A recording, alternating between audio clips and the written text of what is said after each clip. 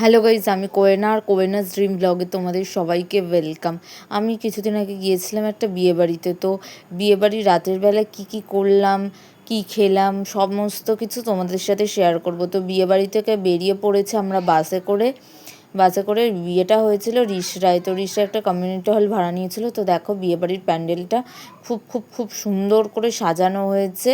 আর এখানে দেখো ভেতরে গেলেই একদম রাধাকৃষ্ণের মূর্তিটা খুব সুন্দর করে প্যান্ডেল সাজানো হয়েছে। আর এখানে কি খেলাম, কে মানে কার সাথে দেখা হলো, সমস্ত কিছু তোমাদের সাথে শেয়ার করব। দেখো আমাদের বাড়ির সমস্ত লোকজন সবাই ছিল এখানে। আর এখানে প্রচুর লোকও ছিল, এই যে দেখো এখানে। তারপর আমরা কি খেলাম, স্টার্টারে তো প্রচুর রকমের আইটেম ছিল। এখানে দেখো ফুচকা থেকে আরম্ভ করে অনেক ধরনের কাবাব, ফিশ বল থেকে আরম্ভ করে সমস্ত কিছু ছিল। সবাই খুব জমিয়ে খুব আনন্দ করে খেয়েছে। আর বিয়েবাড়িটা খুব মজা করেছি। দেখো দেখো ফিশ বলগুলো কিন্তু খুব সুন্দর ছিল। আর এই যে চিকেন কাবাবগুলোও খুব ভালো ছিল। তার সাথে গ্রিন চাটনিটাও কিন্তু অসাধারণ খেতে ছিল কিন্তু।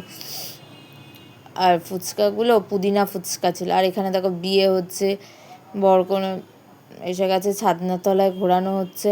এবার বরণও করা হচ্ছে বরকে। এখানে দেখো বরকে বরণ করা হচ্ছে।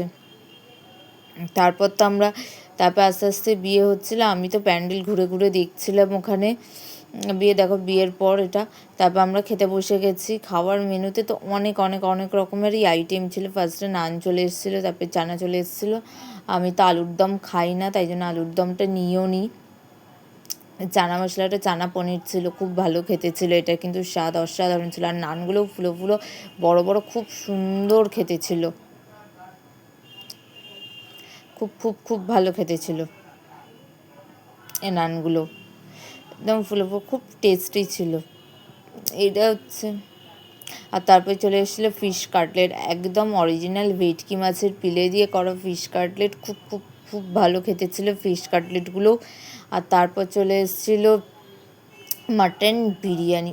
মাটন বিরিয়ানিটা যেমন জুসি ছিল তেমনই ছিল টেস্টে। একদম মাটন ধরলেই খুলে যাচ্ছে, একদম সফট ছিল মাটনগুলো।